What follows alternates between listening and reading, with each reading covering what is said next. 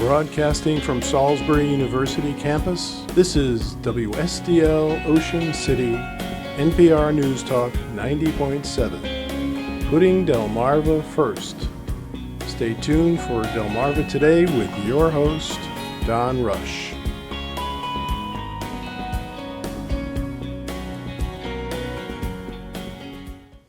The impeachment trial of President Donald Trump began this week. Welcome to Delmarva Today. This is Don Rush.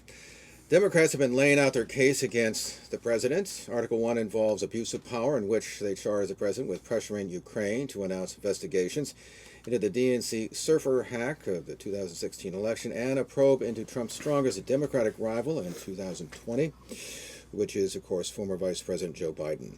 Article 2 charges the president with obstruction of Congress with his denials of witnesses and documents during the House impeachment investigation. Take a look at this initial week of this impeachment, historic impeachment, I guess one would say. We have in our studio this morning Michael Loughlin. He's a political science professor at Salisbury University. Welcome to the program. Good morning. So, well, first of all, I've been trying to watch most of it. I have to take a break every once in a while, but what do you make of the Democrats' presentation in terms of its coherence? And is it? I think it was Senator Lindsey Graham said, but maybe they may be over arguing their case. Well, I think the strategy for the Democrats is really twofold. The two scenarios that they face, their most optimistic one, of course, is that they can somehow persuade sufficient Republicans to break ranks and vote not only to bring in witnesses and documents, but perhaps the bridge that they'd love to cross would be, of course, a dismissal from office, that is, removal to get a vote to convict Donald Trump.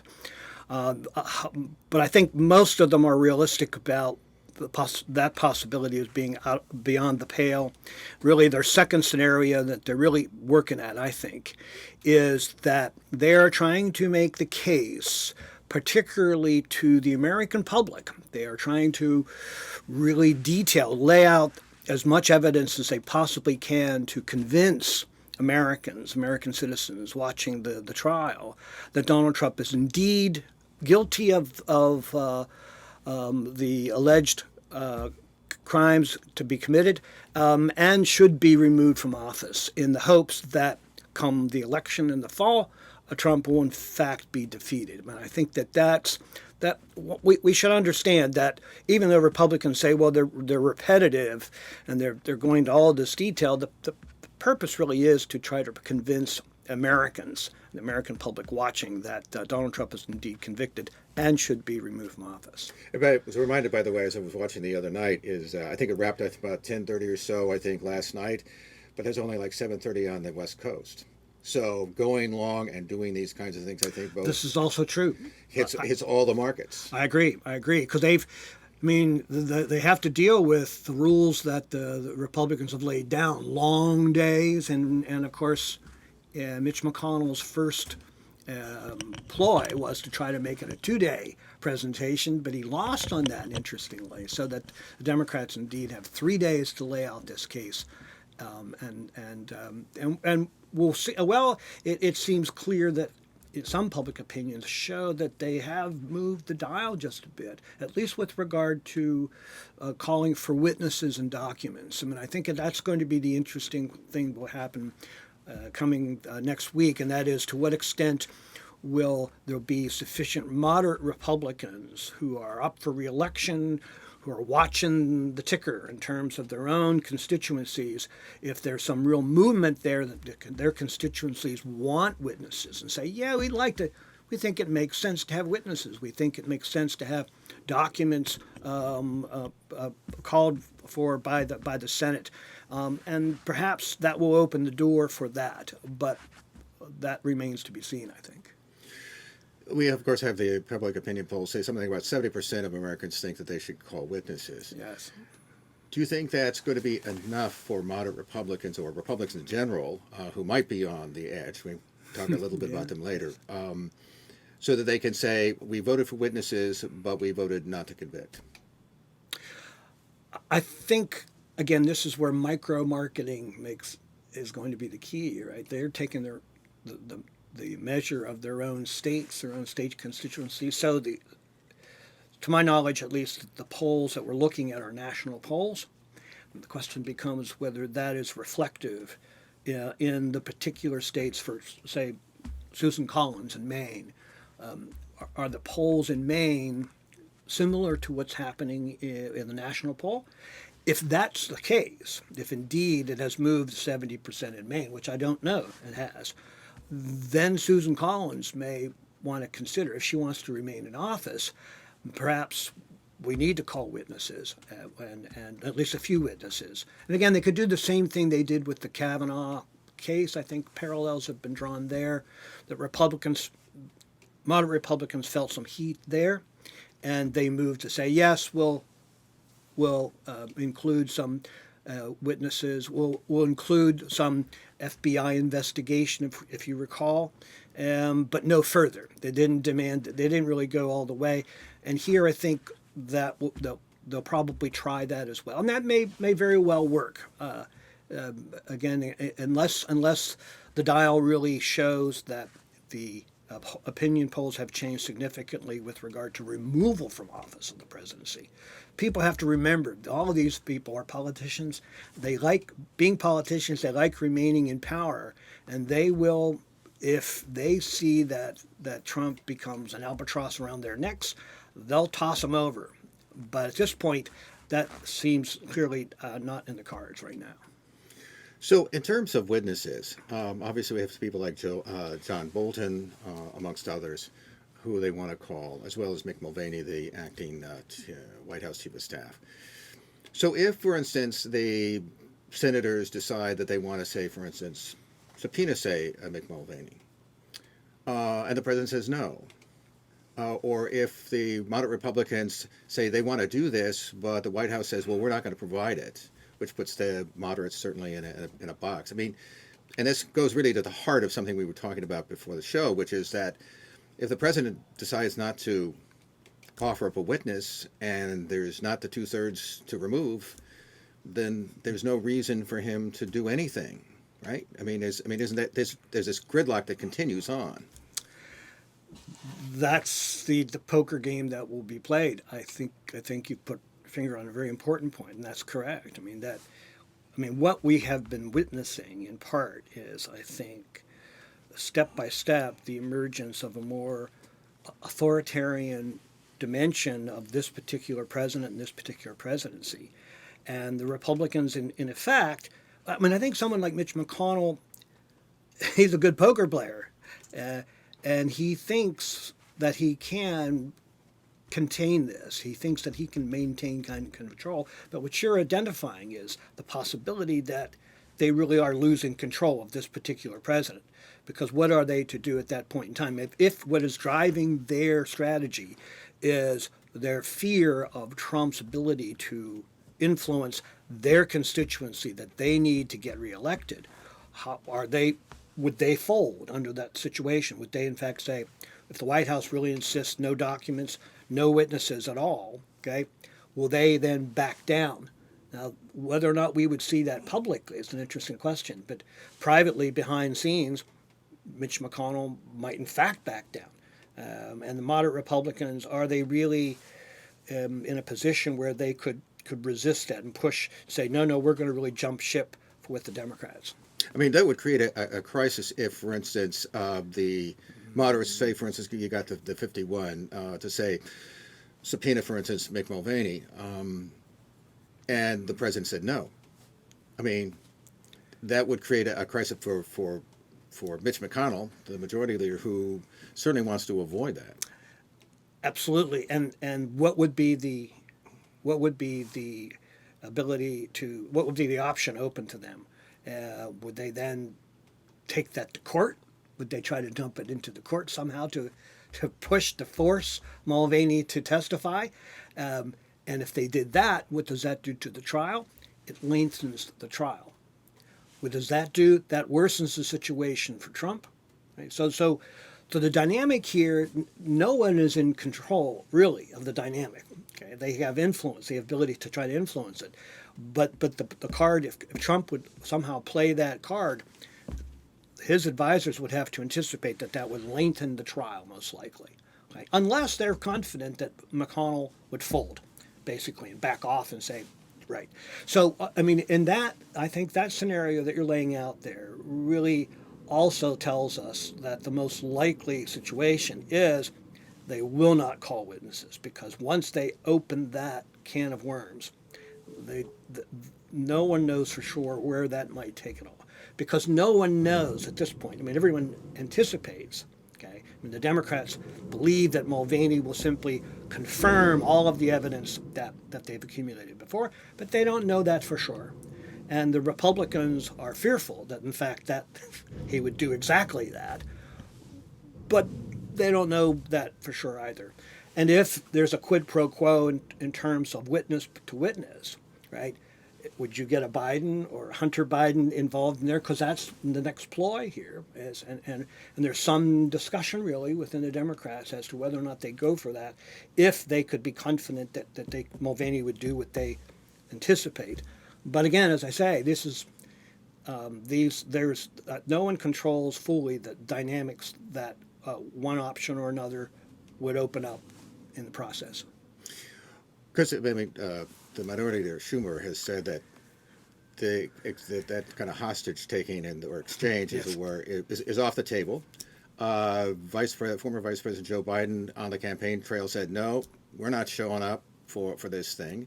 I mean, so that is such a deal. Is that even viable, or can the Democrats? Is it so advantageous for them, for instance, to get John Bolton that they would say, "Fine, you can have Hunter Biden"? I mean, is Bolton so significant that that they would hope would either seal the deal or certainly push their argument forward?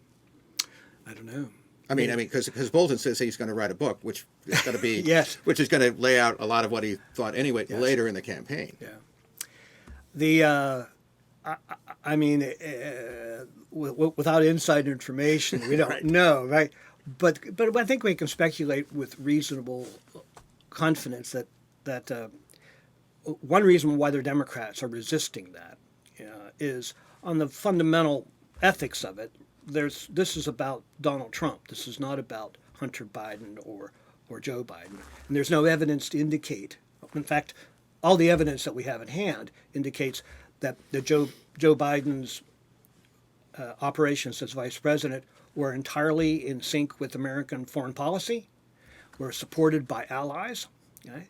And that Hunter Biden's operation with Burisma, there's no indication of corruption. There's no indication that in fact anything, neither the father or the son had done anything wrong.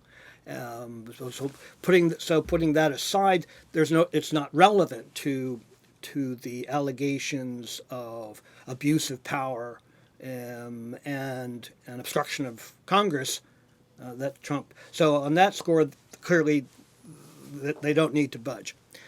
The second point, of course, is to do the hostage taking, to do the quid pro quo in terms of witnesses, would give some credibility and legitimacy to this bogus argument that the Republicans are making with regard to Joe Biden and Hunter Biden, and do precisely what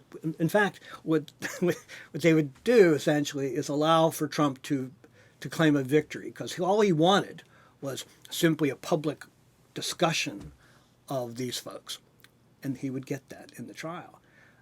He wanted that, of course, for the Ukraine government to do that, but the second best would be for the Senate to actually raise some credibility and legitimacy to that. So that's part of the problem I think Democrats face.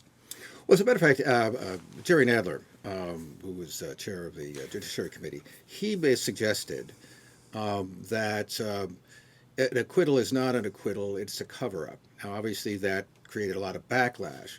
But if I look at the politics down the road, the president could say, I've been acquitted, but I can see the Democrats countering by saying, well, no, the cover-up is still going on, and could be accompanied, as the campaign moves forward, with further revelations. I mean, just because the Senate trial ends doesn't mean the revelations are going to end. I mean, this is on the other side. I mean, the Republicans face the problem of the public relations dimension to the trial. If in the public eye, when all is said and done, when the dust settles, in the public eye the conclusion is, you know what, they didn't hold a trial at all. There were no witnesses. They didn't call documents. There was plenty. I mean, the Democrats presented a lot of evidence, a lot of sound argument here, and the Republicans did nothing. They held this so-called trial was quite short and the like. So there really was. He's not acquitted at all, right? That there's really impeachment. The argument for impeachment and removal from office remains credible, right? So what Trump is hoping for, of course, and what the Republicans would hope for, is that an acquittal in the Senate would be seen as a legitimate judgment on the impeachment presented by the House of Representatives. And to be able to frame that is, it was simply a partisan act to try to get rid of this president, but they may lose that public relations, that public view of what the trial was all about. I mean, it does seem to me that this thing's going to plague the president beyond whatever the. I absolutely agree. I'm reminded of Hillary Clinton with the emails and that sort of thing, where people, things would sort of slowly come out, and then the FBI would say things and so on. And so, it kept on burning all the way through. I don't see this thing going out before the election. I completely agree. I think that where this may be going is that the Republicans may have underestimated the impact of impeachment itself, because if the Democrats are able to make the case that this president was impeached and the trial was a sham, there is this acquittal is a fraud. Right? The language just flows, right? Right. It's not difficult. As we work here, you can only imagine what the Democrats are going to be able to put forth in terms of the language, the argument, if in fact the Republicans. So again, that's the pressure on the Republicans, is whether, if they have some witnesses and have documents, then that helps. Even if it's all, essentially show, and that they're really not seriously considering removal, that helps to make the trial a more legitimate process. But we'll have to see. Sometimes I wonder whether or not it may wind up, McConnell may wind up with a Pyrrhic victory. Correct, exactly. Let's turn to the Republicans here and the president's defense team. So what did you make? The only thing we've really seen so far really is the haggling over the rules in the first go round, and so we seem to get some glimpse of what the president's arguments are going to be. One thing that struck me was, at least in that forum, they didn't seem very coherent. But then again, they're going to get a long stretch of time in which they'll be able to lay it out. As Democrats have, what do you make of the kinds of arguments, first of all, that the defense team is making? It's rather thin, it seems. They seem to be pursuing at least two lines of argument, and which I think we'll perhaps see in a more detail, but perhaps not when they actually get their 3 days. One is the one that says, well, this is all hearsay evidence, and that you can't. How can you convict a president?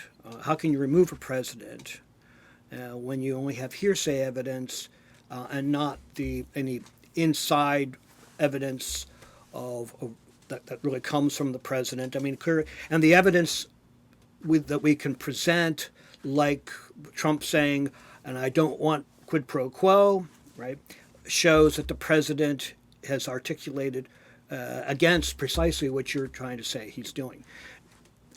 Now, the problem, of course, with that particular argument is that it shows anyone thinking closely about that, it's hypocrisy, because the reason why you don't have inside information is because the president won't allow those who would be in those discussions to testify, and the documents that would be necessary to corroborate the evidence to actually be brought forth. So I think that they face a problem there, but I think they're going to do that anyway, right? Because again, we have to remember, who are they speaking to? They're principally speaking to the base of the Republican Party, and some independents who aren't watching very closely, right? So they think they can thread that needle, I think. The second, and perhaps the more important argument, I think, and this is where I think many Republicans are, like Lindsey Graham, and that is, so what, right? People do this all the time, as Mulvaney said publicly. Presidents have to operate in different ways diplomatically. Article 2 powers give presidents the power to be the chief diplomat, right? And maybe he went a little bit overboard, right? And we can scold him a little bit, but this is not a big deal. The money was finally released in any case, so there isn't any genuine obstruction of congressional will, right? So it does not rise to the fundamental abuse of power, which would trigger removal from office, and therefore acquittal is the most reasonable thing to do. What about Alan Dershowitz's argument, which is that the president needs to have committed some kind of violation of law, that it's not enough simply to say that it was an abuse of power? Okay. Well, first of all, of course, Dershowitz contradicts himself, because he said years ago, he said you don't have to, right? So, but put that aside for the moment. Let's take a look at the actual argument here. I think that the illogic of that and the falsehood of that assertion, that kind of claim, lies in part on the fact that the fundamental law of the land is not statutory law, but the Constitution itself. So abuse of powers is literally in the Constitution, in the impeachment power. So if you can make the case that in fact a president has abused power, right?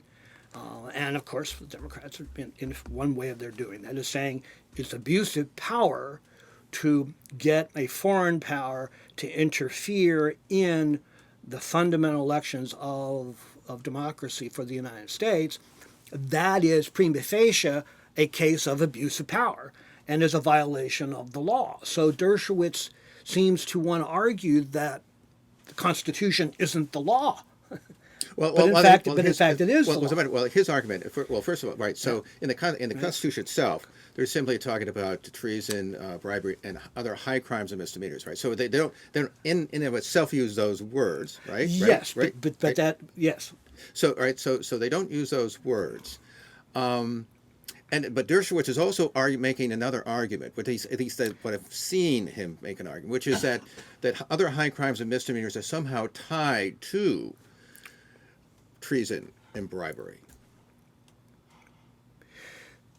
That somehow they're a reflection of. Now, and I think one could make an argument that bribery very well could be involved here because of the quid pro quo that obviously the president says he wasn't, but nonetheless, on its face. Yeah. It's pretty clear that the high crimes and misdemeanors, the abuse of power, when you look at the Federalist Papers, when you look at what the framers, how they interpreted that, right? Abuse of power was clearly one of the dimensions of that, right? So that the most... I mean, they talk about public trust, right? Public trust. Hamilton's 65. Right. Yeah, so the most reasonable interpretation of the particular language within the Constitution is to entail abuse of power as a reasonable violation of the Constitution. Right? And the other piece that I would all add as well is that if we look at the relationship of the institutions within the government itself, it is only the Congress that has the ability, the authority, to remove presidents and executive officers.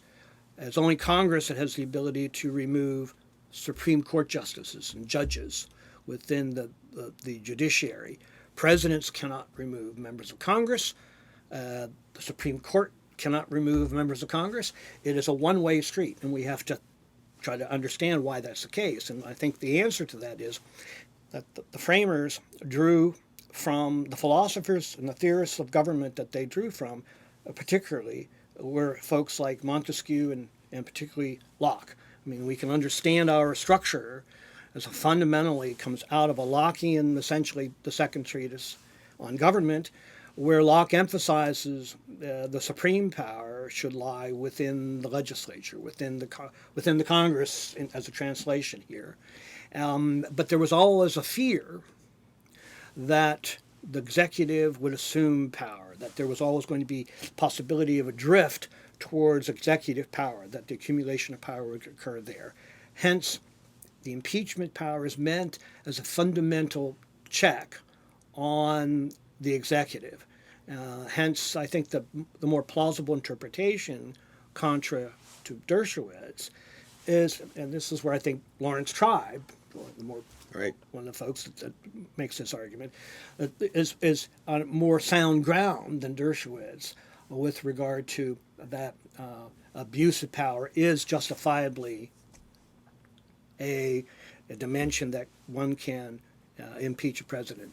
And it is true that when you look at that phrase, high crimes and misdemeanors, you're really talking about not crimes that we think of, that is, it's stealing or bribery or whatever, but rather crimes against the crown in England and obviously against the president here. Finally, I gave you a little homework assignment, which is if you were making a defense argument, in the last couple of minutes we have left, for the president, how would you argue in his defense?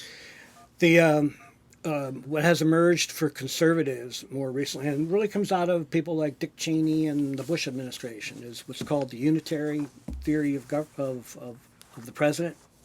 And basically that theory argues that, contrary to essentially the Madisonian view, Article 2 does in fact entail or implies sufficient powers to the presidency, particularly the commander-in-chief power, but also the power of the chief diplomatic power. And hence, that to defend, you can defend Trump's dealings with Ukraine as that simply is an expanded ability to conduct foreign policy.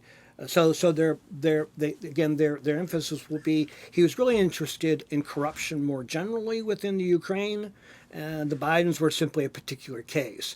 And if you have problems with that, well, okay, we can have some reasonable discussion about that. But there was no violation of any kind of norm of presidential power. There was no abuse of power here. So it again does not rise to the criteria, the threshold necessary to remove a president from power. We've been speaking with Professor Michael Loughlin. He's a political science professor at Salisbury University, and obviously have seen just the first glimpse of the impeachment trial. We're going to have you back along with some other folks after it's over on the 7th. Take a look at what comes out, and indeed at that point we'll also have, of course, the State of the Union. So it'll be an interesting performance, as it were, by the president amidst all of this other stuff. We appreciate you stopping by and chatting with us. Yes, anytime.